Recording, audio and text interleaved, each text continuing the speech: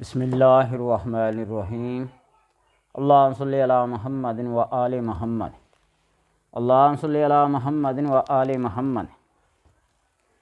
اگر کسی انسان کے جسم میں درد اور درد بھی شدت کا ہو، کسی بھی طور سے گھٹنے میں، بازو میں، سر میں، یعنی کسی بھی جوڑ والی جگہ پر درد ہو اور وہ درد کسی بھی طرح سے نہ جاتا ہو، تو 7 عدد نیلے دھاگے لیں، بلو کلر، ان کو جوڑ لیں۔ یعنی یہ دھاگا ہے، اس کو اس طرح 7 عدد لیں، قد کے برابر، اس کو جوڑ لیں، اور پھر جوڑنے کے بعد 7 عدد گرہ لگائیں۔ وہ گرہ لگاتے وقت پڑھنا کیا ہے؟ بسم اللہ الرحمن الرحیم وشفاء لما فی الصدور، وشفاء لما فی الصدور، یہ 7 بار پڑھ کر ایک گرہ لگائیں۔ اسی طرح 7 گرہ پر 49 ٹائم یہ پڑھا جائے گا، یہ پڑھیں اور درد والی جگہ پہ باندھ دیں۔ درد گھٹنے کا ہو، بازو کا ہو، کسی بھی جگہ کا درد ہو تو انشاءاللہ اللہ تبارک و تعالیٰ کے حکم سے یہ درد دور ہو جائے گا۔ اور بعض دفعہ جوڑ اتر جاتے ہیں، کونی ہو گئی، کلائی ہو گئی، انگلی کے جوڑ ہیں، پاؤں کے جوڑ ہیں، یا کسی جگہ بھی جو جسم کے جوڑ ہیں وہ اتر جائے، نکل جائے اور بار بار نکل جاتا ہو،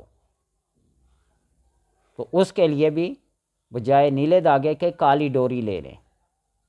کالی ڈوری پر 41 بار اسی آیت کو وشفاء لما فی الصدور، وشفاء لما فی الصدور، اس کو 41 ٹائم 41 بار پڑھیں اور 41 گرہ لگا لیں اور اس جوڑ کے اوپر باندھیں جو جوڑ بار بار نکل جاتا ہو یا نکل چکا ہو، تو اللہ تبارک و تعالیٰ کے حکم سے اس کے اندر پختگی آ جاتی ہے اور دوبارہ نہیں نکلے گا۔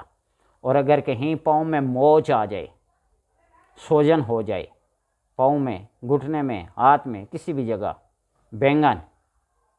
بینگن ایک سبزی ہے، اس کو چولہے کے اندر رکھ کر اس کو گرم کر لیں، جب وہ جھلس جائے تو وہ گرم گرم اس موچ والی جگہ پہ لپیٹ کے اس کو باندھ لیں۔